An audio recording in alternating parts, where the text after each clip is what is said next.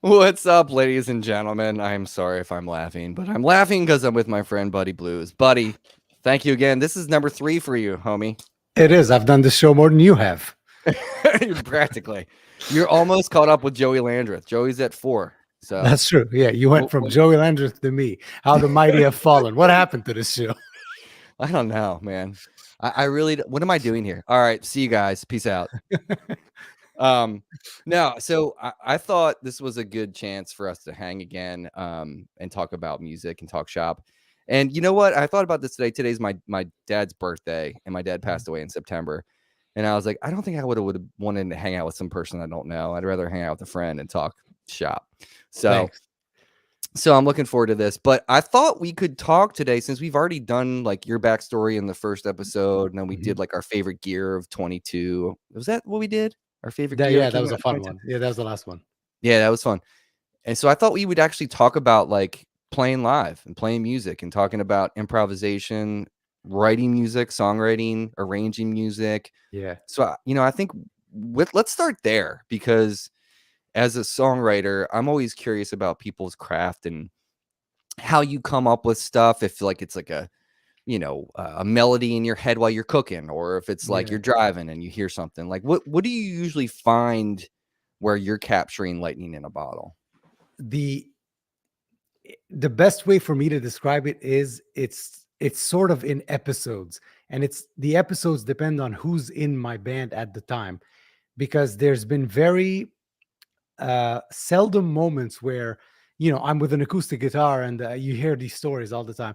Oh, I was in the bathroom with my acoustic guitar and the song just came to me. Nothing has ever come to me ever. I have a good story for you on that tip, but I'll tell you in a minute. Yeah. So it's usually us creating together. So I would come up with a riff, for example. The easiest song for me to think of is Wrong Side of the Blues, because that's the song that like it's our popular song. And the way it was done is the way that it usually happens, because back then I used to really, like, for the past 10 years, except for the past few months, it's been 4 or 5 shows a week for me. Yeah. So we never really had time to get together as a band and rehearse. I've never rehearsed with the band. It's been always you rehearse on the gig and you improvise and you create on the gig. Granted, I'm not playing fusion jazz here, where it's like changes that just and 5/4, everything's 5/4. Right.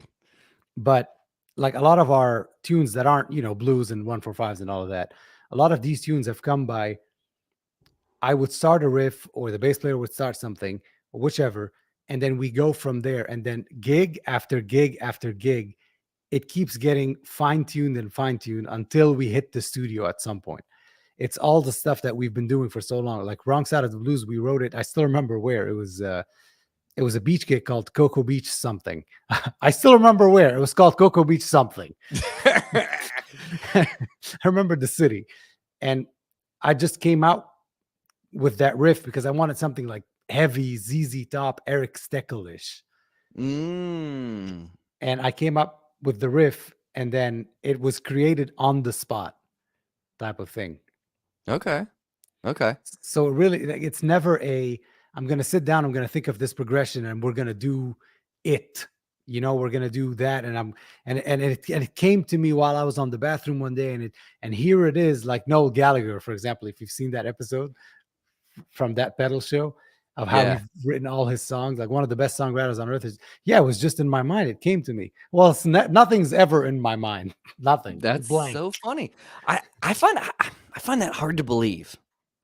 Really? Because you I feel like you have a lot of music in you. So it's like, I find it hard to believe that wouldn't be something that would creep up on you. Like, it's just because for me, that's how it happens a lot. Like I'll be going to bed and like something will pop into me and I'll be like, oh, the spirit got me. And I got to grab my phone and like sing into voice memo so I don't forget it.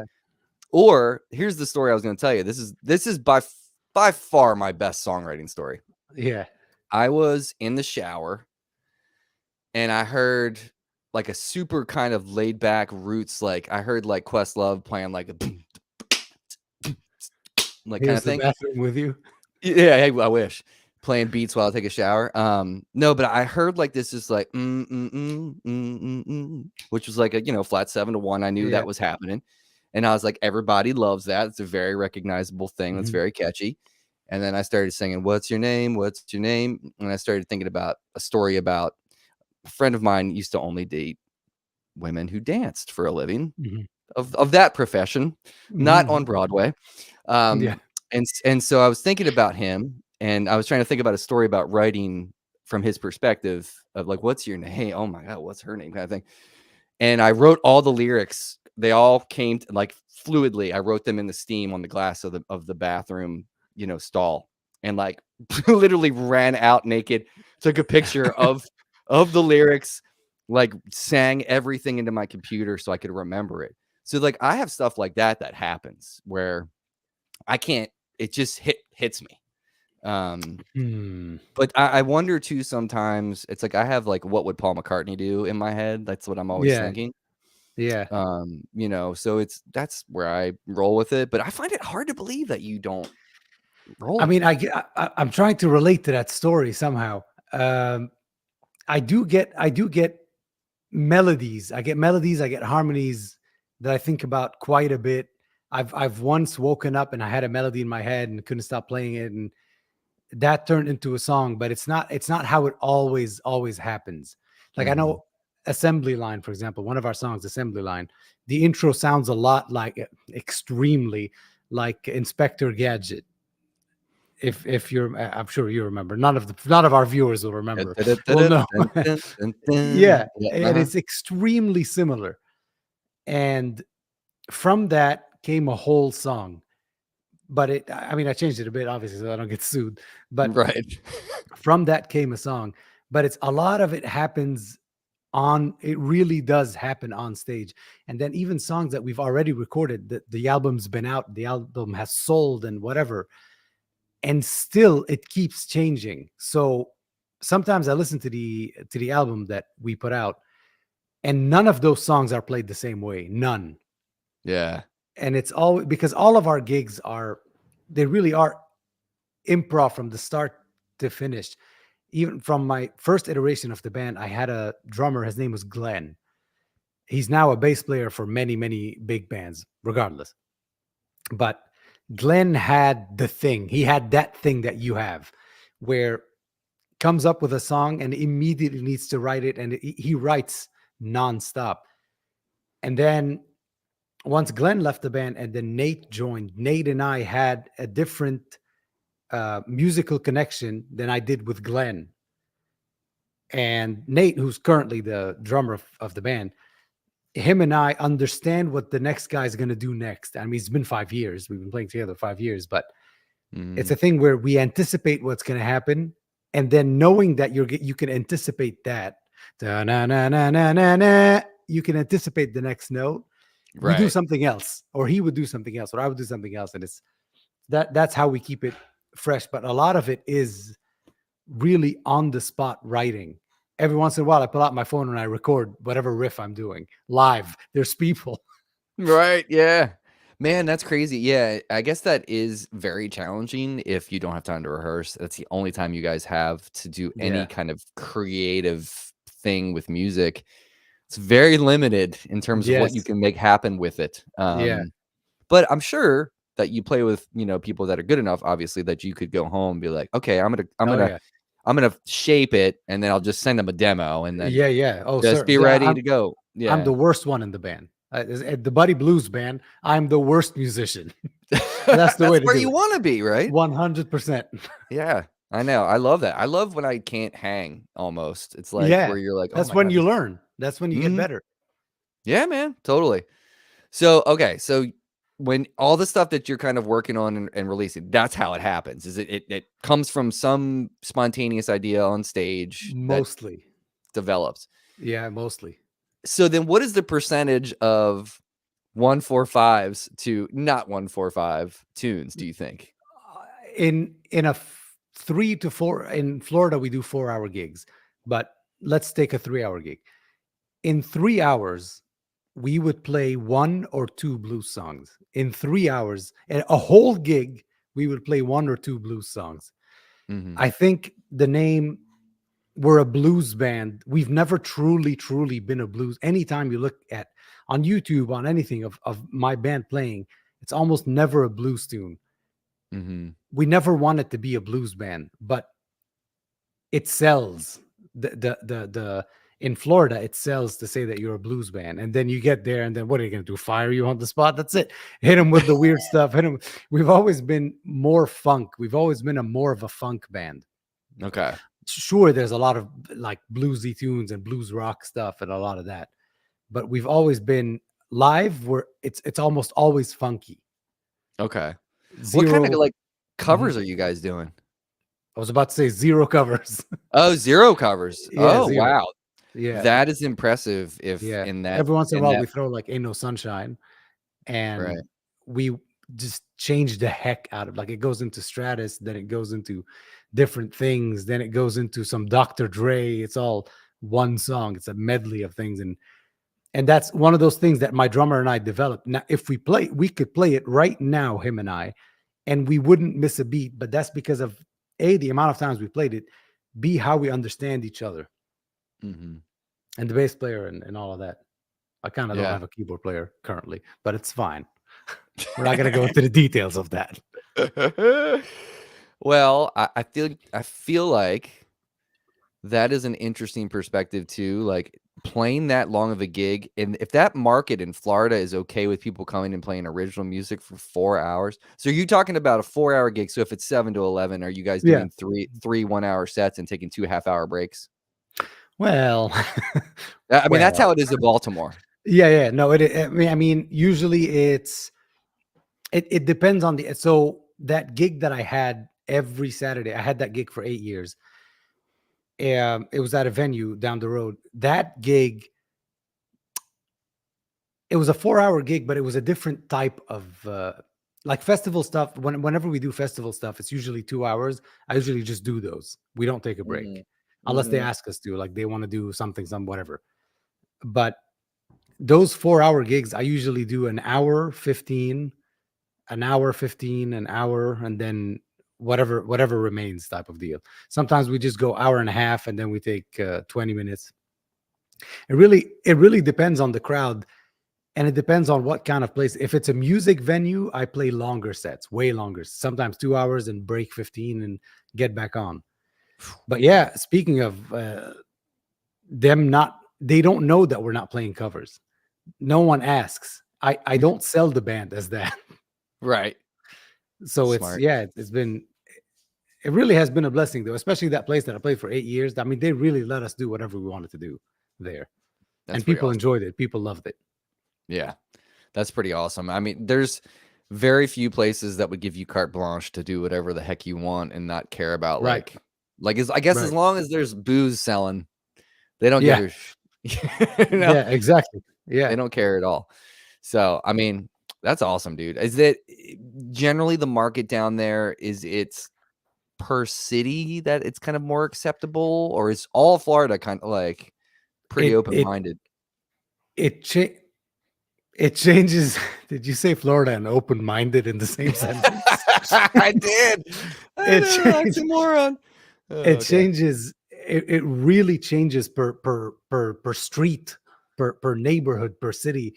Per Yeah. it's crazy. So the if you ever want to do a beach gig, Daytona Beach, that side, you're generally gonna want to play the ZZ Top kind of stuff. You want to play the rocky stuff.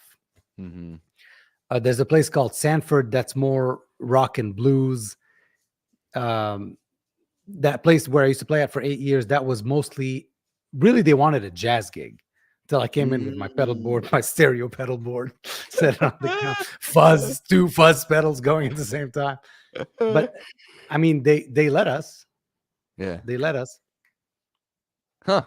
Okay. Well, that's an interesting, I mean, it's every market is so squirrely.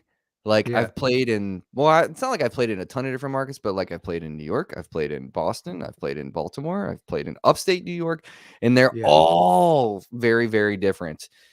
Connecticut, and, like, in terms of, like, what they wanna hear, And it's also like you're saying, it's also venue driven too. Like Mhm. most of the venues that I was playing were like a lot of jam bands rolled through those venues. So it's like Yeah. they're already expecting long improvisational jams, and they're Right. expecting like, people making boxes and putting them away, and you know what I mean? Yeah. So that's the kind. I mean, I love that crowd, man. That's like my jam. But it's strange because when I was talking a little over 10 years, maybe a little bit more than that, I was talking to a friend of mine who used to tour with Bruce Hornsby, Mhm. and I was talking to him about like, I'm thinking about going to Berkeley kind of thing. He was like, why? He's like, you're already playing and gigging and doing that thing. And Yeah. I was like, but I don't know what's available to me as a job as a songwriter. I don't want to teach the rest of my life. I love teaching. It's Mhm. great. I was teaching in a private school, and everything was fine. But I was like, I have bigger aspirations, than that. I'd like to like get some hits in Nashville Right. or something. I don't know how that works. So he's like, okay, well then that makes sense. But he's like, but I'll tell you, man, wherever you go, it doesn't matter where you go in the United States. Most of the time, they want cover bands playing in bars and playing in clubs, and that's just the way it is. Yeah. Not, I mean, if you want to quote Bruce Hornsby right there, it's the way it is. But um, it's just strange, man. Like the way that sometimes I feel like you get to play in a market, you get to play in a bar, and your music might be just phew, phew, Yeah. phew, like over everyone's head, and they're like, you Yeah. have no clue how great this rhythm section is. You know what I Right. mean? Right. And those were doing it day in, day out in Florida. It was so it really was hit or miss because I never knew what the crowd. I have like 5 feeler songs that I start the set. If we get there and the place is packed, I have 5 songs, 5 feeler songs. A traditional blues shuffle, a slow blues, a more rocky thing, a very funky tune, and then like a slow 1/4 type of thing, kind of Okay. like The Ghetto by Donny Hathaway, Heck something yeah. like that. And I see where that goes. I see which one they're more receptive to, and then I finish the gig doing like, let's do this funky. That's what they responded to. They want to dance. They want to do this, and then go do that. But it changes so much that those 5 feeler songs, if none of them hit, it's going to be a rough gig. It's going to Yeah, be a dude. rough gig. But you really, at festivals, I never have that problem. Blues festivals, whether we're headlining, whether we're not, whether we're opening for someone, whether I never have that problem because people expect blues and they usually Mhm. know who's playing in this bill. So it really, Yeah. that's why I kind of want to. I'll say, I think I'm going to say it here first ever in a public forum. I Mhm. think I'm kind of done with bar gigs for now. Right. For now, I really do think I'm kind of done with bar gigs because here, at least in Central Florida, it really has changed a lot to where everybody's going either DJ or solo acoustic guitar stuff, which both are cool and good if you hate yourself. But but no one wants the loud, funky blues band anymore here. I Right. mean, I get calls all the time, but I don't know. It doesn't. It hasn't felt the same in a while. I don't know why this Yeah. turned into a therapy session for me. So, No, anyways, no, dude. I think it's worth talking about. I think people that maybe are starting to gig. That's a great piece of advice. Like read a room. Have yeah, your feeler songs and read a room. See where the rest of the trajectory of the night is yep, gonna go. yep, Like I'm playing this bar. There's this really famous bar in Baltimore called the Cat's Eye Pub.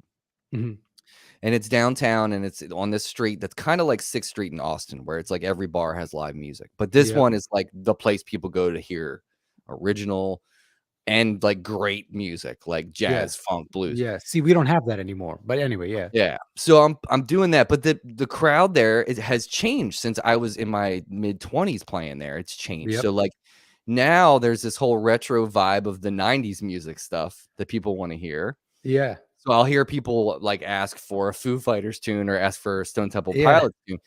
So last time we played there, this guy requested Foo Fighters. I was like, oh man, I don't remember all the words to Learning to Fly or whatever. yeah, So I was just like, okay, you know what I'll do for the next gig? I'm gonna gonna pull out an old STP tune. I'm gonna pull out some Foo Fighters. I'm gonna pull out some stuff that I haven't done in a while to see what happens this time.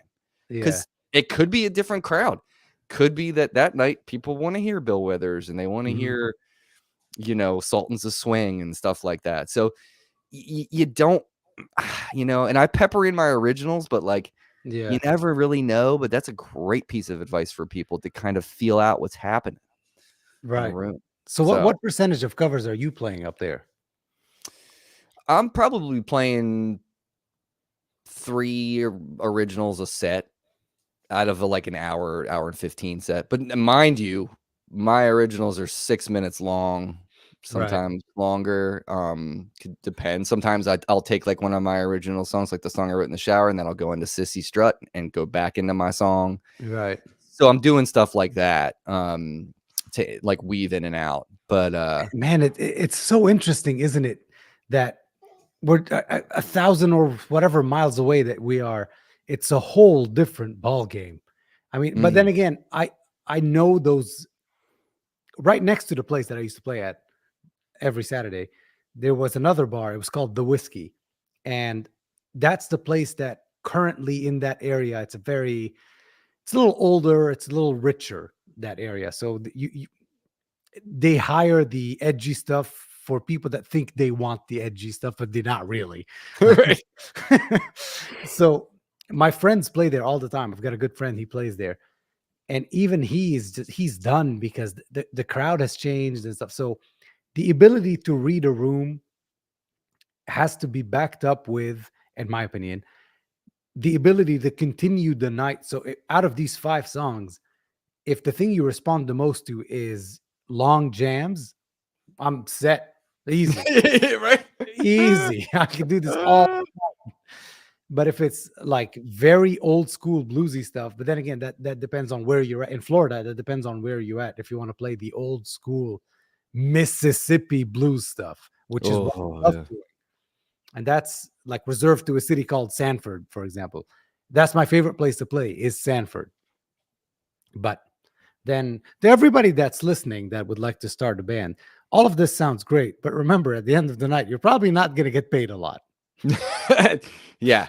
And it's funny too, because like a lot of the best places to play might not pay the best. Right. I was speaking to a friend of ours, and he was telling me about the pay in Nashville. Oh, woof. Man, he was telling me some places that, they don't pay. They never pay here. There is no pay. It's you make whatever in tips, and then sometimes you have to pay the bar. I have to pay the bar. Yeah. I have to pay the bar to play there. What? No, thank you. No, thank you. Right. We'll just stay in our little rooms and mess with our pedals and record videos. Right. You know what? This is a good segue. Let's first take a minute and say hello to everybody that's stopping in. So, Honey Picks, hey, what's going on? 2 Honey Picks players right here. Jonathan dropping a deuce and a song. Love you guys. Well, Buddy Blues. He's one of the funniest people on earth. And then BV, sorry, this was kind of a last minute thing. Buddy and I just decided to do this like late last week. He had to figure all this stuff out by himself just now. Oh, who's this guy? Who is this guy? But there's your Instagram. Here's your YouTube. Make sure everybody go check Buddy out. If you haven't seen him on this channel yet, go check out his stuff. He's one of my favorite friends of the YouTube community. Does great stuff. So go check all that out. Sergio, 2 of my favorite YouTube people. What's going on, Sergio? Here's Chris. Chris just dropped a new pedal. Sold all those suckers. Who else is in here? What's this? One of my favorite bands a decade ago was one of the only bands to play a local pizza place. 2 hours of the loud post-punk and shoegaze. That is ballsy. Yeah, that is crazy. That's like that scene from. Do you ever see that video? There's that like metal band in that Denny's. Yes. Like that. That's what that then that became a trend for a bit, like in Subway and stuff like that. Yeah. Max, please ask Buddy the most accurate pronunciation of Slua. Wrong answer. That's how you say it. That's how you say it. I know that from Sasha. Sasha. Um, so this is a good segue. We were just talking about long jams. Let's talk about improvisation because this is a very interesting topic to me and very near and dear to my heart. And your camera just went out, you It's okay. dirty, I'll rotten figure it out. scoundrel. Um, but I want to talk to you about it because everybody's approach to it is different. Yeah. But my first question to you would be, if you are sitting, let's talk about the whole ghetto situation. So if you're sitting on a 1/4 progression, how he's gone. He gone. He'll be back. So we're gonna talk a little bit about this because I think this is like a really interesting topic. Just because it's something that I do all the time. But basically, I want to talk to him about how he approaches doing that. So if anybody has questions about improvisation or about anything with the songwriting or whatever, or pedals, if you have anything you want to pop in there, feel free to pop it in to the comment section and we will chat about that. He's coming back. Here he goes. There you I have go. changed the locale because my camera said it was too hot. It's all good, dude. So I just am feeling like I want to hear what your thoughts are on like a vamp. Like, how do you keep a vamp interesting? Ah, yes. It's the key for me. The key is playing off of whatever anybody else is. Let me explain. It's playing off of whenever anybody else is playing. Meaning, so if let's take a 2-chord vamp, for example, a 1/4, 1/4, 1/4, easiest thing ever. And the way to keep that interesting is to play off of what the bass player is playing, because the bass player is not going to just play 1/4, 1/4, 1/4, unless you have a boring bass player, in which case we will discuss their fate. Kick him to the Yeah, curb. yeah. But it's excellent how after you develop this musical relationship, how you can really get to different places with just 2 chords or a 1-chord jam, even a Mm-hmm. 1-chord jam, like a long Hendrixy type thing. And it's all in the dynamics. It really is all in the dynamics. And even if the bass player is playing, let's say we're in E, and it's just a 1-chord thing in E. Nothing stops you from going to the 5 and playing in B, playing in C. Nothing stops you from doing it. That keeps everything interesting. And then they can follow you and dynamics and up and down. I love vamps, man. I could talk about this for 17 years. I Well, love vamps. let's do it because I'm a huge fan too, and I find it to be a very very challenging art to be able Yeah. to play interesting over a vamp. And the person that I feel like is my favorite player that does it so well is John Scofield. So Oh yeah. you Oh know, yeah. so there is like no one better, I feel like, than making things interesting. But talk to me a little bit about what you were just saying. So like if we're in E minor, like my Mhm. trick a lot too, if I get stuck and like I'm running out of if I empty the trick bag too quick, you know how that goes. Yeah. But if you empty the trick bag too quick and you're like, oh shoot, what did I just get myself into here? I love, and a lot of people may not know this or may know this, but like just playing G major, but choose your notes wisely. So all of your modes in G major. Yeah. That's what I'll do. I'll get like in that world and I'll sit on a 9. I'll sit on an F sharp for a while and like kind of work around that node and like move my way out, like almost like dropping a pebble in water and just like Right. you're moving each concentric circle. You know what I mean? So Yeah. like, how do you, when you were talking about there's no one stopping you from playing in a different key, like how do you like tease that to get them their ears to tune into what you're doing or? Sometimes.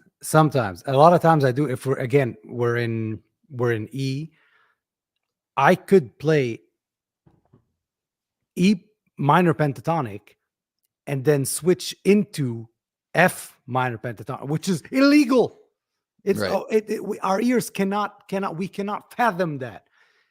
But if you ease them into it, it becomes beautifully dissonant or wrong.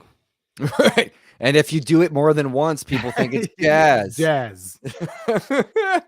Yeah, and it really there is something beautiful to it because it's. I mean, we do it all the time as well. Like whenever you're playing, you're playing rhythm for that 1-chord vamp, you do go up and down a bit. You do go up and down, Mhm. for example. But instead of going using it as a passing, why not use it as the main thing? And then let notes fall into place. So I would play, we're in E minor pentatonic. Suppose I go to F Dorian. I'm bound to stumble over I'm doing a run from all the way down, thicker strings to up. I'm bound to stumble onto a chord, onto a note that's in the E minor pentatonic scale. And then from there, I catch E again. Mm-hmm. It's kind of like I'm stumbling. We're back in E. So do you feel like you consciously think about that in the moment, or do you feel like you're more chasing the muse? I I can't. I don't really think ahead too far. Mm-hmm. It's whatever is happening now type of thing.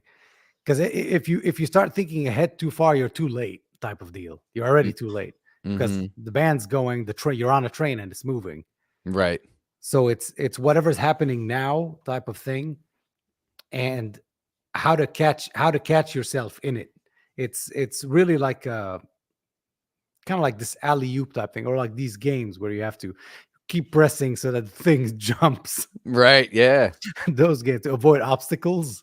Yeah, man. But instead of avoiding the obstacles, which are the wrong notes, embrace them in a musical way. Yeah. Because there is a way you can. There is a way you can. In Mm-hmm. blues, in funk, in jazz, and all of that. Mm-hmm. Mm-hmm.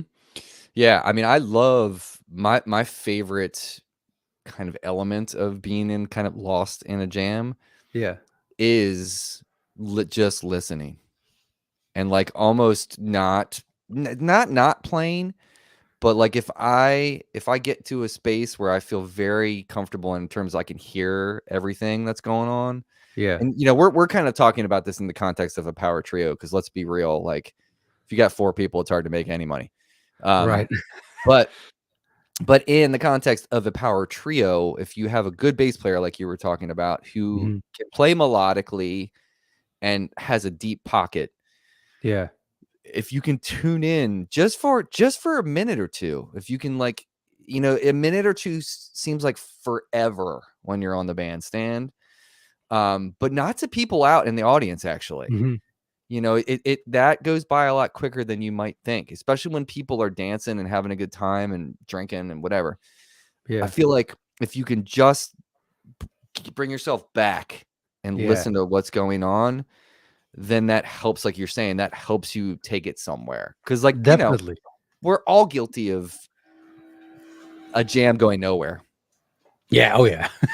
So, and you're just like, all right, I have to just give up on this. Yeah. So and so yeah, exactly what you just said. Sometimes it just doesn't work, Mhm, but when it does, it's magical for everyone. Like you mhm. said, it's magical for the crowd. It's magical for you because as guitar players. I know it's a joke. It's a running joke. It's a funny meme. Haha, guitar players are so full of themselves. I get it, but what's wrong with feeling yourself on stage? There's nothing wrong with that. It makes you play better, in my opinion. It really does. Like if I'm I'm gonna cut that and I'm gonna post, "What's wrong with feeling yourself?" That's gonna be the video tomorrow. Anyway, no, I won't do that. That's lame. Um, like no, really, like what? There's nothing wrong with that. There's nothing wrong with enjoying yourself, mhm. enjoying the music that's surrounding you and that you are a part of. You're creating kind of like I'm stuck in traffic. You're not stuck in traffic. You are traffic. It's the same Yeah. kind of thing. Mhm. And there's really nothing wrong with us enjoying enjoying the moment. I don't want to turn this into a negative Nancy moment, but I think to tie back to what we were talking about a second ago with how venues have changed, the venues now these days, venue owners, not the crowd is a different thing. The venue owners nowadays do not appreciate that. Mhm. They're not associating the artist or the art into it. And it's, oh, you're too loud. Can you turn down? Can you guys play Mustang Sally? Can you listen, man? You hired the Mark Hopkins bands, you hired the Buddy Blues band. You didn't hire the creators of Mustang Sally. Right. Like, let us be us type Right, of and thing. You didn't that's hire a jukebox. yeah, and that's the thing, dude, is like, I have a beef with bars and restaurants relying on bands to bring in their business that are gonna eat and drink. It's not my job. It's your job. Right, you gotta have good food and a Yeah. good atmosphere. I'm doing my job. We're there to keep people there, Yeah. not to bring the people, you know what Right. I mean? Yeah. That's a music venue, yeah, if Mhm. there's a venue it's just they just sell alcohol and it's 3 bands on a bill, yeah, Yeah. it's my job to bring That's on 20 or me. 30 people, yeah, Yeah. but not in a bar or a Right. restaurant. No. Right. No, thank Yeah. you. It's kind of part of the reason why I quit that place. But yeah. Yeah, yeah, yeah, so but yeah, so I think is there a moment can you remember the last moment? And you can tell me, like, I've never had that happen, but I'm sure you have. Have you had a moment recently where you kinda step outside your body? It's Mhm. almost like you're playing and you're like, "I'm not in control right now." I know that Yeah. sounds weird, but, like, No, it it doesn't. happens. It does not sound weird at all. Yes, I can pinpoint. I can pinpoint the song, and it was the only time my wife wasn't recording, but it's fine. She recorded every other song except that one. But it was a one chord jam. I think part of it is on YouTube. I know it is because that's when I was demoing, not demoing, sorry. That's when I was playing the Sabatius 68 funky vibe, not 68, I'm sorry, the Maui funky vibe and the wonderful audio technology fuzz. We were doing like a Hendrixy type tune. It's part of it is indeed on YouTube, but right where that video cuts, it goes into a very long, I mean, that song was about 15 minutes of Mhm. one chord. And everybody digged it, Dug it? duged it. Yes, dug it. Everybody dug it, and it was. I thought it was like, oh man, this song is dragging. It's too long. I thought we were at like 6 minutes, but it was 15. Woo! Yeah, that was magical, Dang, dude. magical. Everything clicked. Everything Yeah. worked. It was a trio. We were playing the amphitheater at a place called the Popka. It was packed, and it clicked. It worked. It made sense.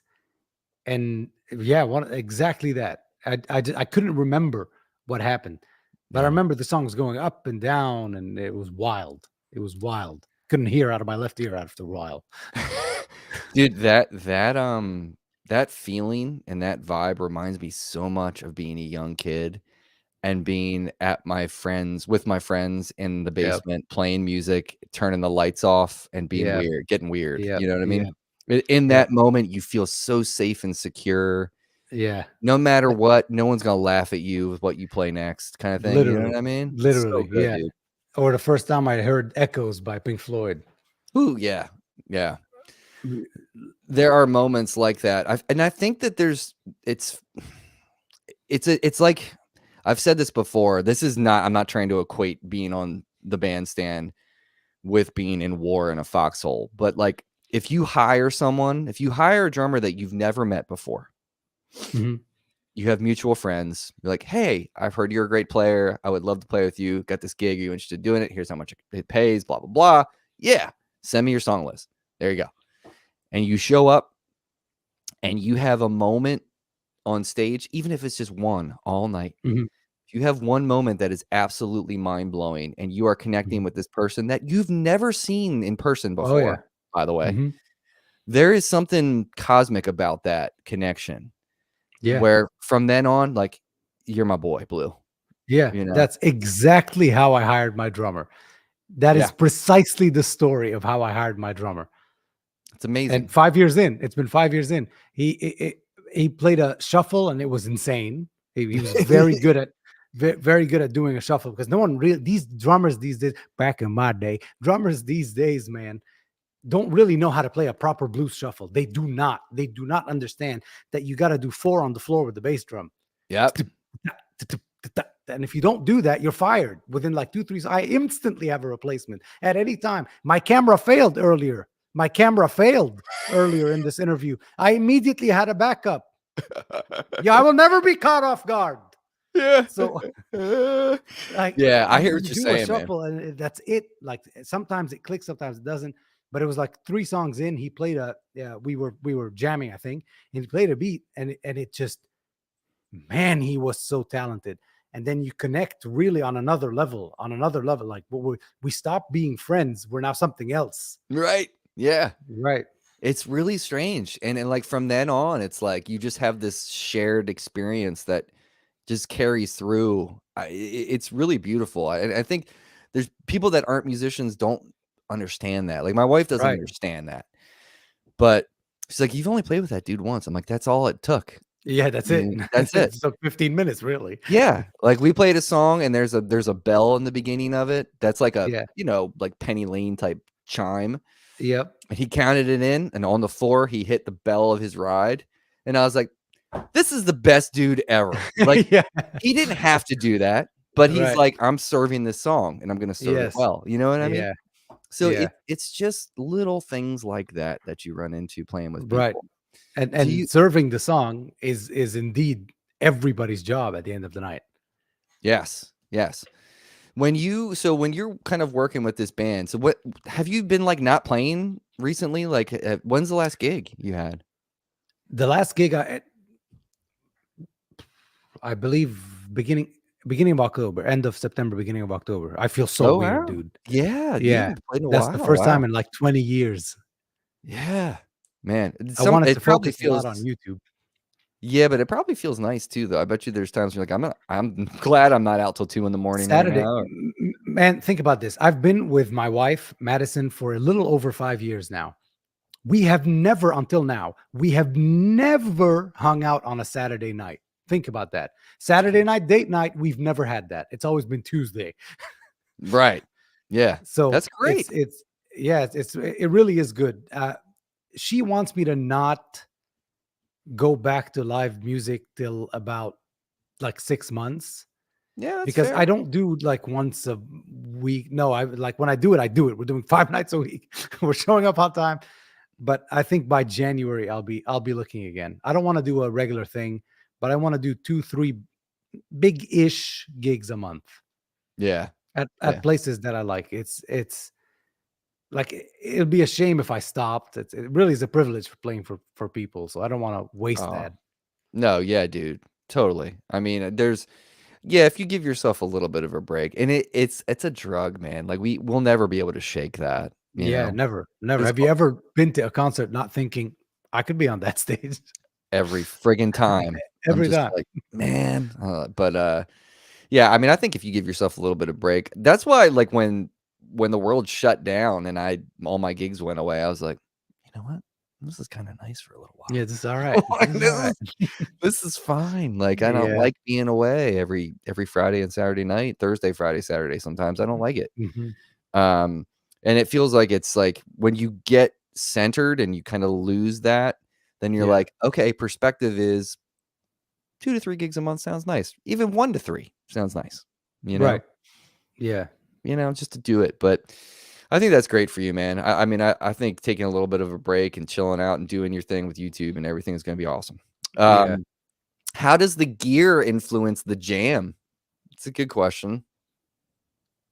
That ties into like that out of body experience I had.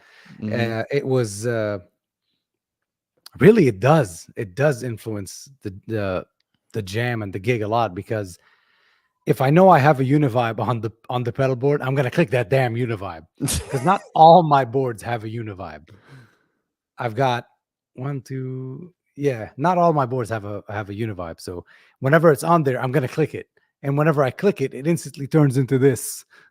Right, So we yeah. do a whole bunch of this for a while, or the style of Hendrix and stuff. Mhm. But yeah, it really does influence it a lot. It's even how which guitar I'm taking.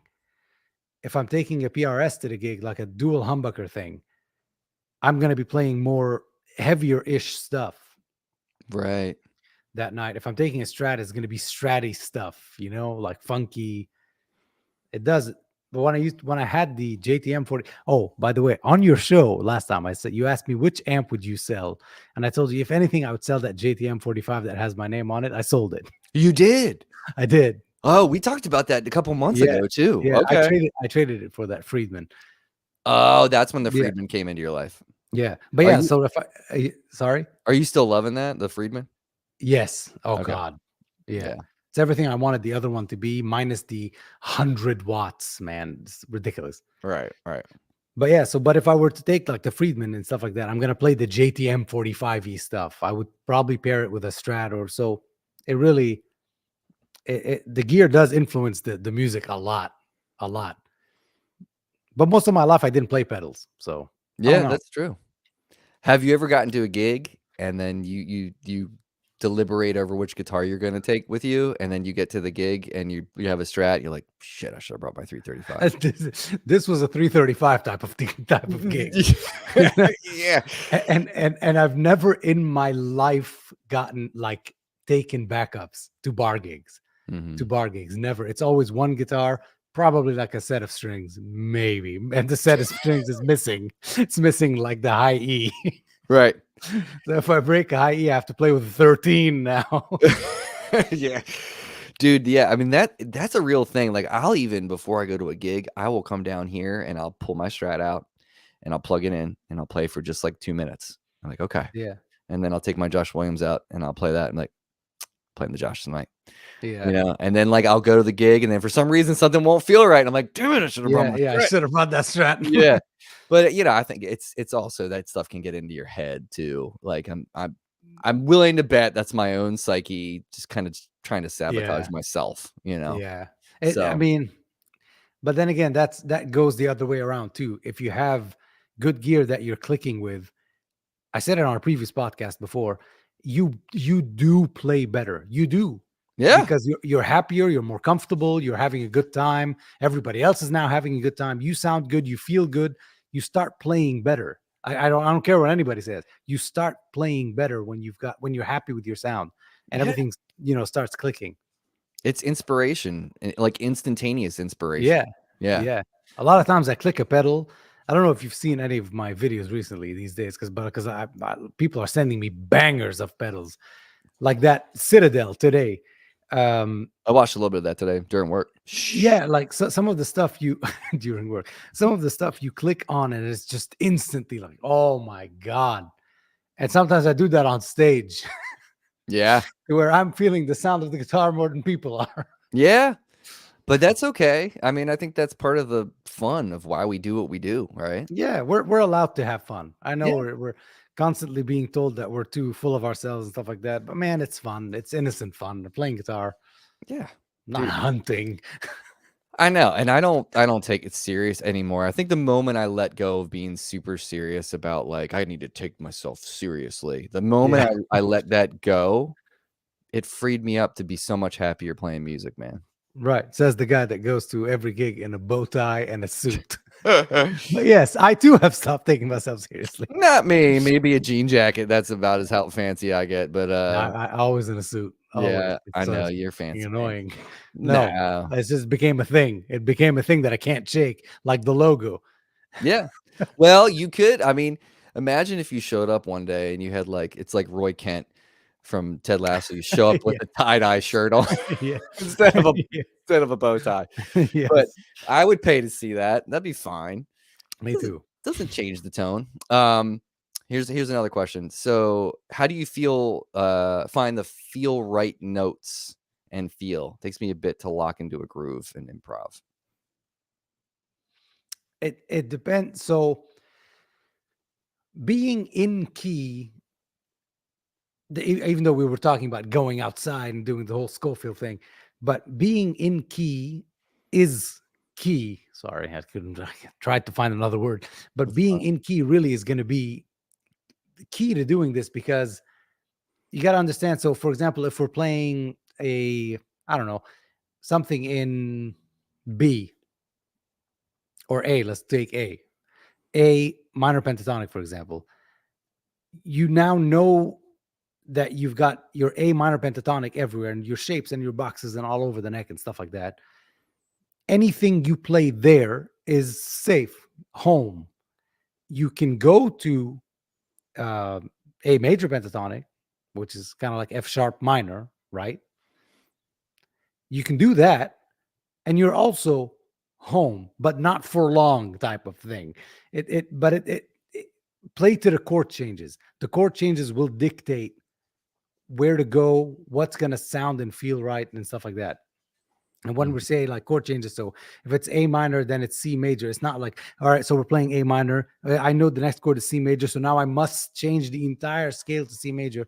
No, you would still remain in A minor while incorporating notes that are part of the C major scale, which are exactly the same. So that was a terrible, terrible example. It's But okay. you're going, or D, for example, we're going D, A minor, the D major, whatever. So you would Mhm. incorporate some of those notes as well in it. Go Dorian, go Mixolydian, have fun, go outside, don't go outside, stay inside. I mean, I think that a lot of people maybe might lose sight of the fact of like start your solo in a different box. Do Mhm. not start your pentatonic scale in that first box that we all know. Put yourself in an uncomfortable situation and dig your way out of Out of it, that yeah. position. And eventually it gets to the point where you get comfortable with all 5 positions of, or 4 positions of that pentatonic scale.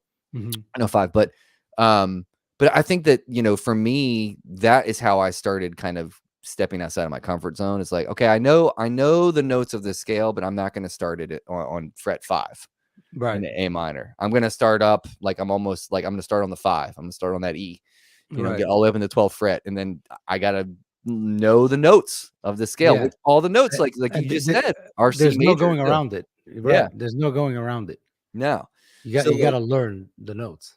yeah, and there are sweeter notes too, like, obviously, the 3rd is very, very Mhm. sweet, so it's like, I find, dude, some of my favorite, um, like, ways to create a little bit of tension is messing with the flat 5 and the flat 6, or sorry, the flat 5 and the 6 and the flat 7, like, messing with those 3 notes in a way that clashes with whatever's going on right there. Right. And I find that the 6, that sweet little half step bend from the 6 to that flat 7, Yeah. when you get into a situation where it's like building and building and building, that is a great, Yes. opportunity to kind of, catapult things. Yeah. So there are certain notes, there's certain things that you can use and, create those tension in the release and all that stuff, Mhm. which is what I learned so much from jam bands. Like, hate him or love him, Trey Anastasio is one of the greatest guitar players living right now. Mhm. And that dude has every ounce of a playbook of improvisation in his brain. He can Right. do whatever, and he listens better than most guitar players in that scene. Um, so there's players like that I've learned a lot from, just learning how to listen. Yeah. Which is the biggest skill you could have. Yeah, and Is I'm no not great at it either all the time, but like it Yeah. takes some learning. Yeah. So Oh yeah. Yeah. Me neither. But playing with, like we were saying earlier, playing with better people don't give you really a chance to not listen, because you're gonna derail the whole. If you're the weakest link, you're gonna derail the whole thing. and then So they they don't. won't want to play with you again. Right. They don't really. Yeah. They don't end the Buddy Blues, man. They don't really. They don't really give you the chance to. So, and it really is great to find where you fit too. These days, I've realized. I mean, the last gig I think I did, which was about a month ago, I had another guitar player sit in, and I played, because it's usually either a trio where I'm the only guitar player, or a four piece where again I'm the only guitar player. The other guy's a keyboard player. This Mhm. is how people play keys, in case you're Yeah, I wondering. know, yeah. It's all And puts up on the shoulders now. yeah, yeah, here. Yeah. And so I played rhythm guitar for, like, when the other guitar player was soloing. Man, is that fun! Yeah. Playing rhythm is so much fun. It sometimes it's even more fun than soloing. Most Yep. of the times, it's more fun than soloing. But like having someone else solo and you playing rhythm guitar for them, because then you could go everywhere. And that helps your solos later, developing chords and different chord shapes and chord voicings and where and why. And am I going to play a low note? Well, I've got the bass player and the keyboard player playing low, so why would I be there? Type of Right. thing. It's where it all fits. Yeah. That Again, was fun. that's your ears. That's like being able to hear, and you're a mature musician. So I don't need to be down in that lower register. They're already taking Right, care of that. In fact, right. the Well, keyboard to get player's left money. hand needs to get the hell out of there. Just keep your right hand Yeah, going. The yeah, bass but it's player's done. difficult. It's Yeah. difficult to have them understand. He's gone now, but it's difficult to have them understand usually.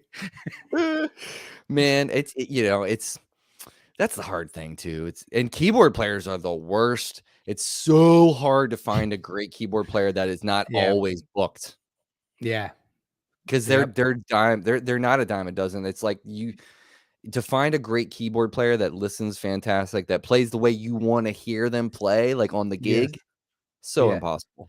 There's So a hard. there's a thing in town. There's a like a running joke in town between the musicians is that there's three of them. There's just three. That's it. In any city in the world, there's just three good keyboard players. One is playing with a very famous band. One is playing in a band that's got like a wedding thing, and Mhm. one guy is the guy that is available, but everybody keeps calling him. That's the running joke that we have here. Yeah, that makes sense. And especially The when you guy that get keeps hooked getting into the called. wedding band thing and you start making that bread, you're like, I don't need to Yeah, be playing these bars. What am I yeah. gonna do that? You're not gonna pay For me anything. exactly. That's everybody's dream in Florida. That's everybody's dream is getting a gig at Disney, doing Mhm. the Disney circuit, the Disney Universal Studios, blah blah blah. That circuit, um, and weddings. If you really, really, really want to make money as a musician, weddings, cover top 40 stuff in Florida, and you get into the Disney circuit. I've done all three mass weddings because I'm a blues guy. My baby done left me this morning at a wedding. It's not, it's not really gonna work. No. I've done all of them with the exception of weddings. I've done a wedding gig, never again. But it's hard work, man. It's Yeah. hard work.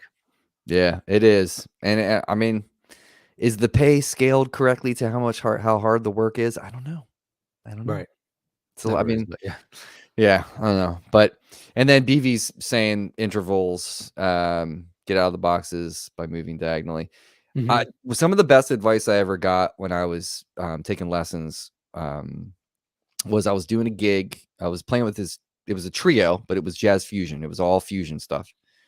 And I was the weakest link in the band, but it was two of my good friends. And, they wanted to play Teen Town Mhm. into That's easy. yeah, into Deantown, Oh. which is a Wolfpack tune. And it was so fun, but then I was like, "Man, how am I gonna blow over these changes?" Because the chord changes to Teen Town are interesting. It's like Mhm. D to A to C to G. And then I remember talking to my teacher, and he was like, "Dude, just play like the triads. Start with just playing like goof around with the triads, from each chord, and Mhm. find a way to connect the dots in between those triads." And I was like, "Oh yeah, duh. Like I can do that." And then that kind of just like if you learn all your triads and all your inversions, your whole fretboard is like turns into a 5-lane highway. It just Right. opens up and you're like, "Oh, I can see Mhm. all the intervals. If I look at my neck, I can see the intervals now." Yeah, you stop seeing dots. You Yeah. stop seeing 3rd fret, 5th fret, 7th fret, and you start seeing like literally a highway Yeah. It's of where you crazy. could go. It's so Then you crazy. miss. That's what I do. I know where to go, then I miss.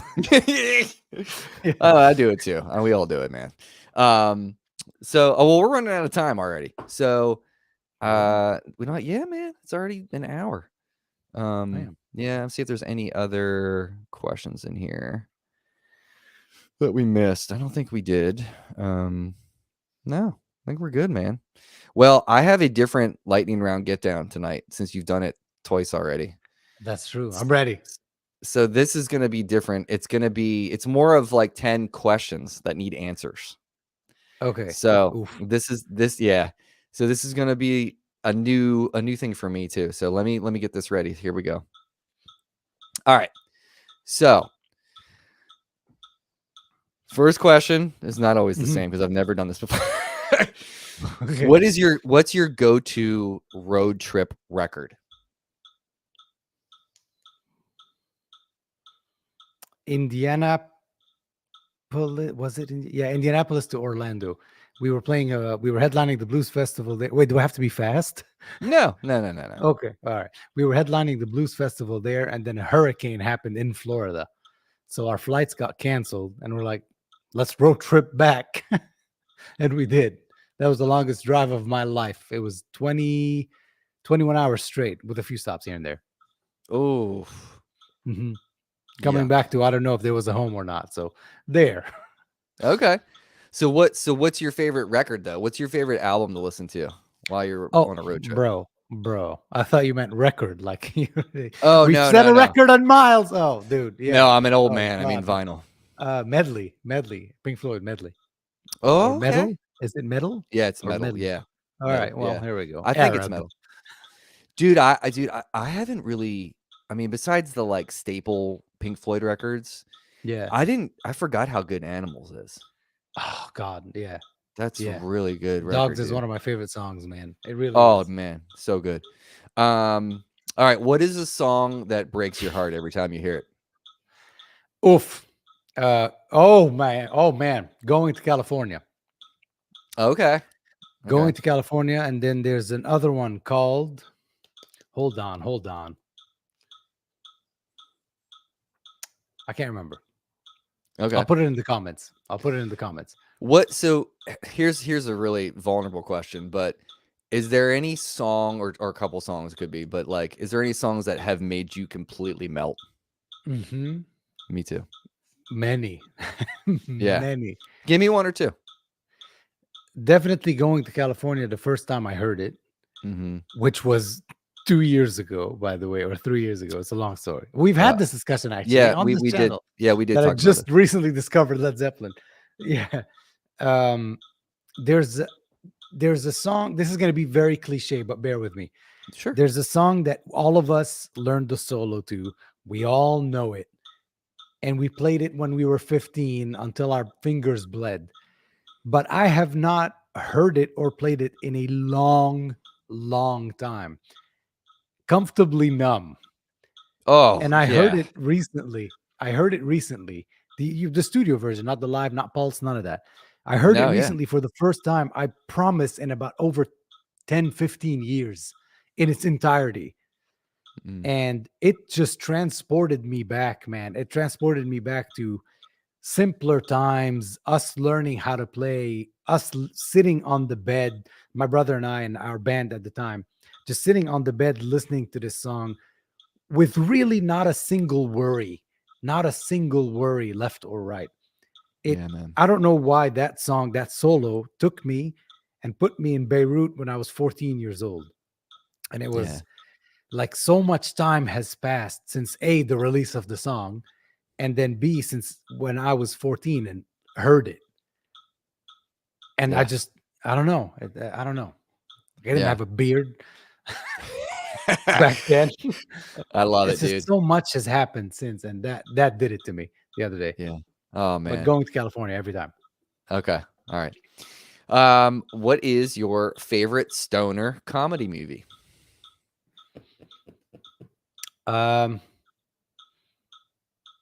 Oh man, hold on. I think Monty Python and the Holy Grail. But if Yeah. modern would be Pineapple Express. That's just Oh, yeah. so funny. Oh, Modern, it's so but good. all the Monty Python stuff. Life of Brian, certainly. Yeah. Okay. All right. Favorite rainy day album? Favorite rainy day album, probably the newer lo-fi stuff. Oh, okay. Yeah, the newer lo-fi stuff. And there's a rapper. He's from the UK called Loyal Carner. Okay. Really digging him these days. How do you spell that last name? Carner. Loyal Carner. You would love Okay. him. Yeah, I'll check it out. I love hip hop and yeah, I love that stuff. All right. First guitar in your collection you grab if you want to write something.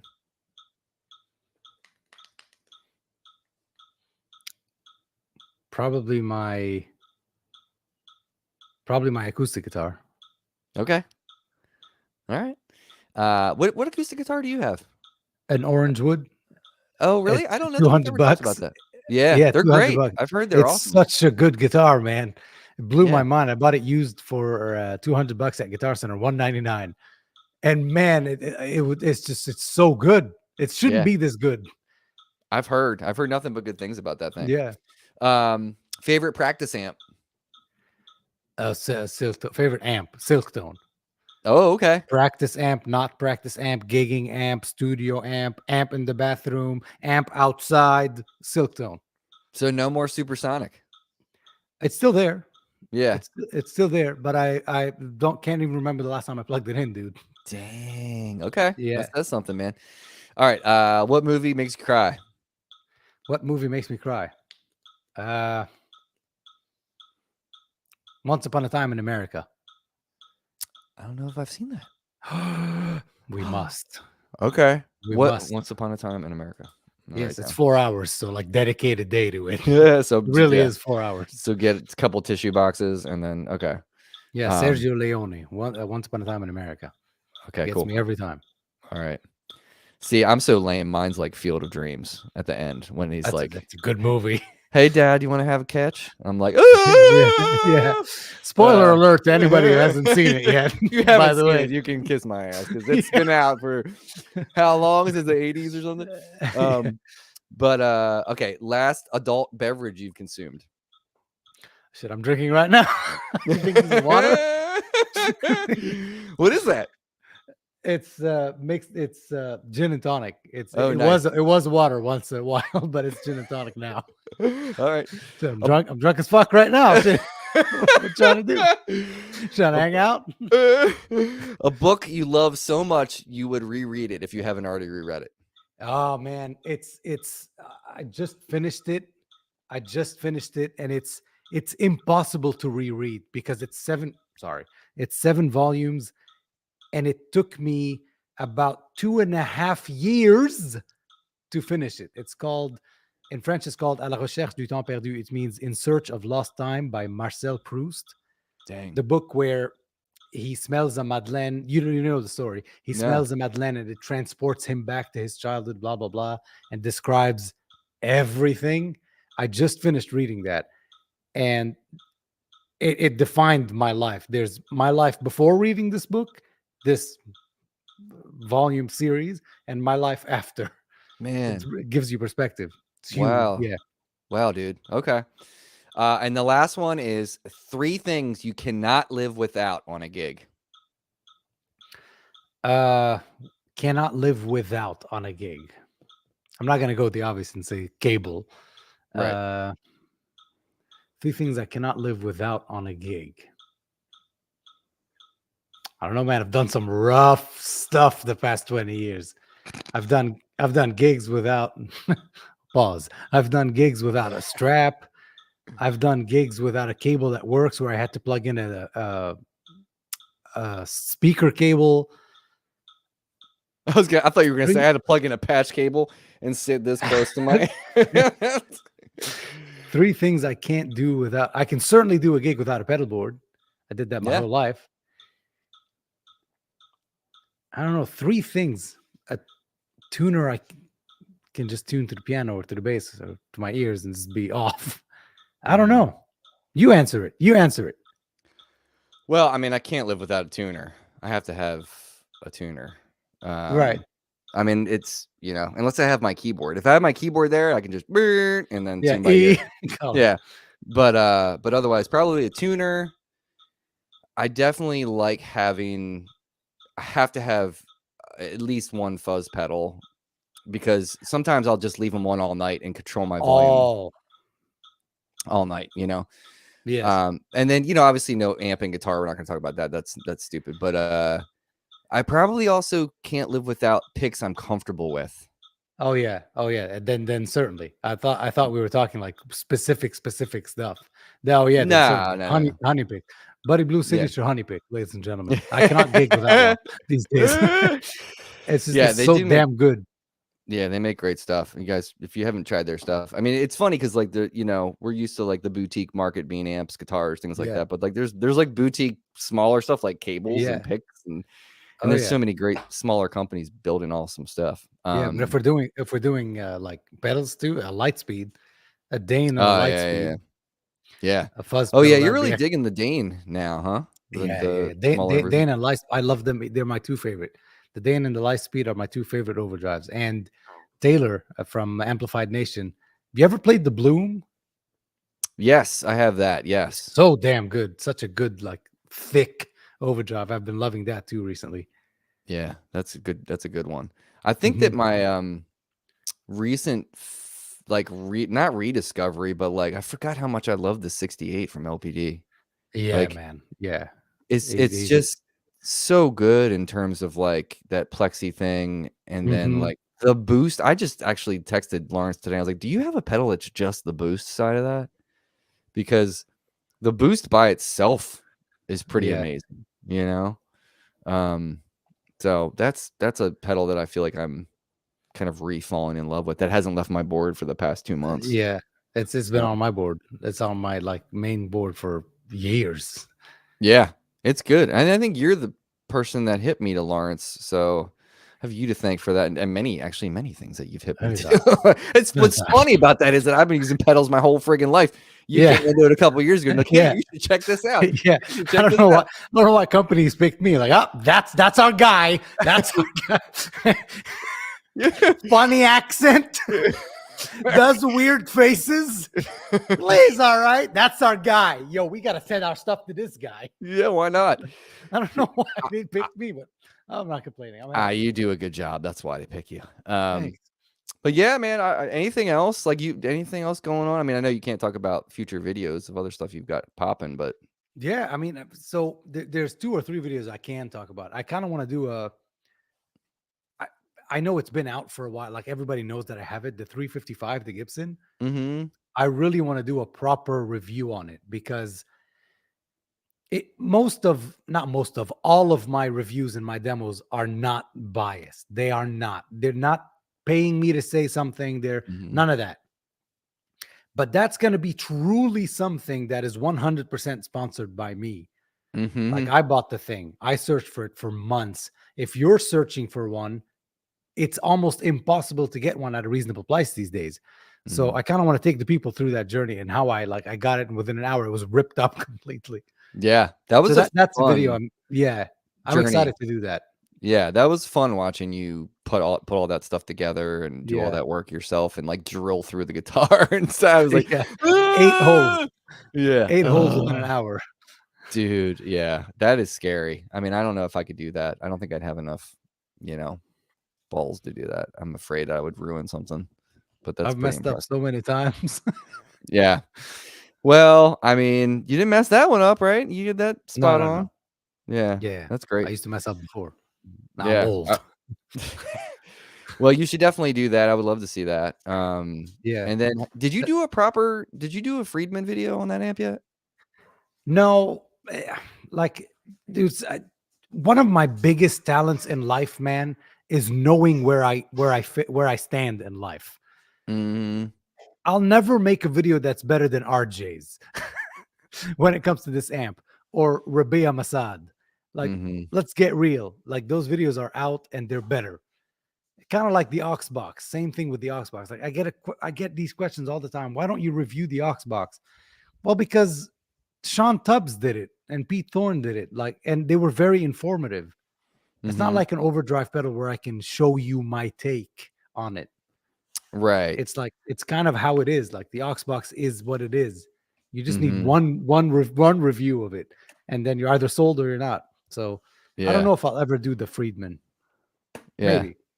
I mean, I feel like it's probably like your crew wants to hear what you have to say about it and wants to hear you play through it because maybe they identify with how you play more than they identify with how Pete plays or RJ plays or something. I don't know. I mean, sometimes it's just perspective of Why? like, well, no, I mean it's just Right. maybe they connect with you in a way that they wouldn't Yeah. connect with, what RJ has to say, even though RJ is a brilliant person, he's a lovely human being and a great player. But Right. everybody's perspective is a little bit different, and how you use that amp might be completely different than how he would use that amp. Right. I don't You're know. right. Just something to think about. You're right. You want 'Cause to manage the Buddy Blues Enterprise. This was great. You convinced me. I'm going to do it now. You want to manage the Buddy Blues Enterprises? No, I just think I like, what you do, and I'd like to hear what your thoughts are on Thanks. it too. So that's all. Anything else? Yes. Uh. Oh man. No, I could talk about it. Why wouldn't I be able to talk about it? Okay. Um. Taylor's sending me an amp for review, Nice. so that's something I'm really excited about. Amplified Nation. Mm-hmm. Man, I've never seen so much hype behind but it's like people are behind this amp. Like they will swear by, they will fight for this amp. Mm-hmm. And yeah, I was watching last night. I was watching your a Steel String Singer video. Man, that sounds so good. It's a good sound. It sounds better in the room too. Yeah, It's a really that good amp. that's going to be one of the videos I think that I'm going to be making for them. That I'm really excited about, like Yeah. beyond excited. You're gonna fall in love with that thing because I was Hmm. like, wow, this is like one of the best amps. Because I've played 3 of his amps now, Hmm. and that one was my fave so far. Yeah, see, I knew it. Yeah. I know it's going to But be mine too. but I wanna try he's supposed to send me a bombshell at some point to check that out. Yeah. And I wanna try it because of the Overdrive channel, but I also wanna try it because Stone Gossard from Pearl Jam has been playing that amp. So I was like, Really? alright." Yeah. Yeah. Oof. Stone Gossard is playing Amplified Nation amps, and Wow. Jeff Ament, the bass player in Pearl Jam, has like a side project thing he does where he plays guitar, and he's playing in a Bombshell too, I think. See, man, like that was one guy. This is small business galore. Mhm. He used to do like Tolex for Turok, right? Or fix. He did, yeah, he fixed amps and he did Tolex for like people that had busted Tolex, like he knew how to do Yeah. Tolex. And now Pearl Jam plays this shit. Like that's remarkable.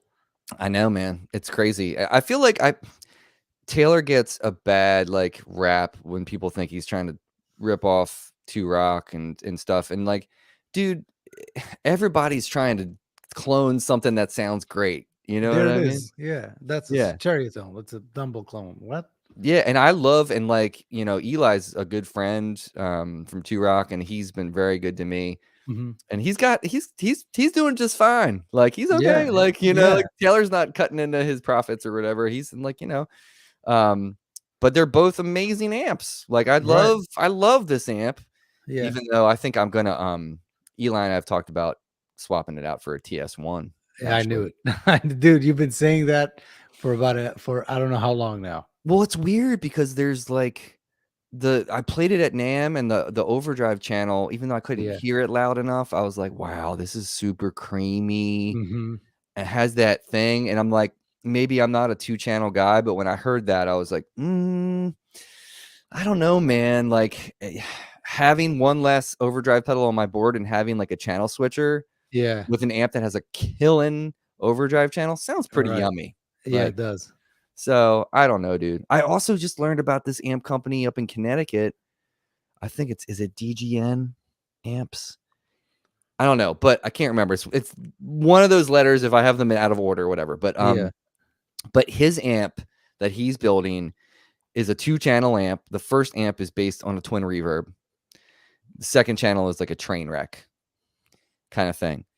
And I just did like a rig rundown with the band Eggy, this jam band Eggy, which I love. They're amazing guys, and the guitar player is great. But hearing it up close, standing on stage and hearing him play Yeah. it and looking at it up close, I'm like, wow, these things. It takes a lot to turn my head because I love my 2 rocks, but I was like, Right. whoa, dude, like what is this thing? So Send those, that to me. Send yeah, that to me. I will. It's really great. He's going to be on my show in the beginning of the year. So hopefully I'll have him on to talk a lot more about that. But it's a killer sounding amp. And he does these really cool grill claws that are tie-dye patterns. Yeah, yeah. And the cabinets are just straight wood, just like stained wood. He's on Instagram, you said? He is, yeah. I'll shoot you his account. Yeah, please. Really, but he builds guitars too. So like that was his first thing, was he was a guitar builder. Right. And then he was like, I can't find an amp that I like how it's, I want to hear what I'm hearing in my head. So he just made one. He made a twin and a train wreck. Yeah.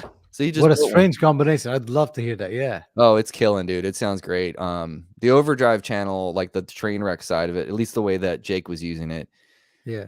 is just it's like a little bit more of what the twin was giving him, but Mhm. just like warm, juicy, fat, and like overdriven. Right. But it wasn't over the top. It wasn't stark. It wasn't like a stark contrast. Yeah, yeah, yeah. So really, really great amp. I would love to check one of those out. So yeah, man. Anyway, that's it. Mic drop. Anything else? No. Subscribe to Mark Hopkins. and to Buddy Blues. And here is Thank you. Buddy's information. Here's the Instagram page. Social Security. Yeah. Here's his shoe size if you want to send him a pair of bedroom slippers for Hell yeah. Christmas. YouTube is right here. And then featured videos, blah, blah, blah. You know how to find this stuff. We're not old people. We know how to search the YouTubes. Just look up Buddy Blues, find his stuff, subscribe to him, follow him. Buddy, pleasure as usual, my friend. Always good Always to good see to you. be here. Yeah, buddy. So everybody take care of yourself. Take care of each other. See you next time.